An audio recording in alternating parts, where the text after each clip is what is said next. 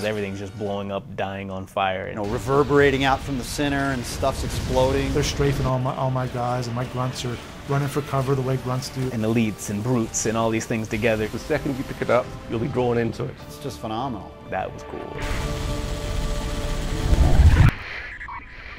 When we started Halo Wars, I think it took us a while to get into the mindset of less is more. The simple controls and simple gameplay is actually just what people want and what's more fun anyway, so we always pull back towards that. We kept to the core fun of an RTS and tried to let the fluff and the extra accounting and meters and all that go away. We're pretty hardcore gamers ourselves, so we just tear things apart. Controls and gameplay, we tear it apart to the point where in the end, we want to make sure that we really think that it's the best game for the players in the end. The civilians have no cover. They're dead without military support.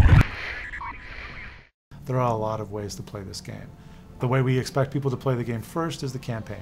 In the multiplayer, you play a single leader. You play one of 3 UNSC leaders or one of 3 Covenant leaders, and that dictates your technology tree, and that dictates what upgrades and units you can get.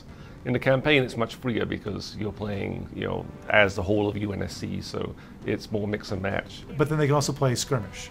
So this is kind of our repeatable game. You can have Covenant and Human on the same team, playing against 2 Covenant. You can have Human versus Human. You can have Covenant versus Covenant. You and I can go online, we can grab a buddy, we can play 3-on-3 against AIs. One guy can go econ and he can actually give money to the other people and they can build the military units, and he can kind of sit back and just manage the economy and defend the bases. It's cool to have that option. They want that interaction of building up their armies with my friend is sort of my ally, and he's doing it as well, and I protect him, he protects me, and then we go out and destroy fight the world, take on the world together. I think Halo Wars, if I was to sum it up into 2 words, would be epic experience. I mean, you get that when you play in the campaign mode, and you get that when you play online.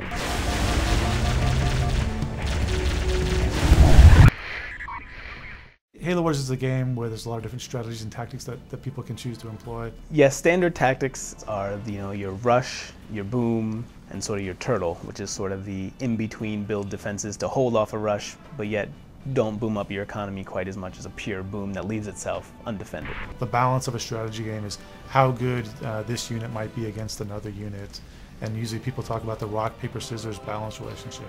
You don't want one strategy that will always beat everything, because then there's not much strategy to the game. I like to rush other people. I'll tend to play Captain Cutter, and I'll build an elephant. I'll just start churning out infantry, and I'll be in your base attacking you within like 30-40 seconds. I'll absolutely crush you and wipe you from the map. The one I like is the dual scarab strategy for the Covenant. You can only have one of them with your default population limit. You have to actually go get a technology to increase your army size to actually get 2. But you take 2 Covenant scarabs, you can train some engineers, which are the Covenant units that heal other units.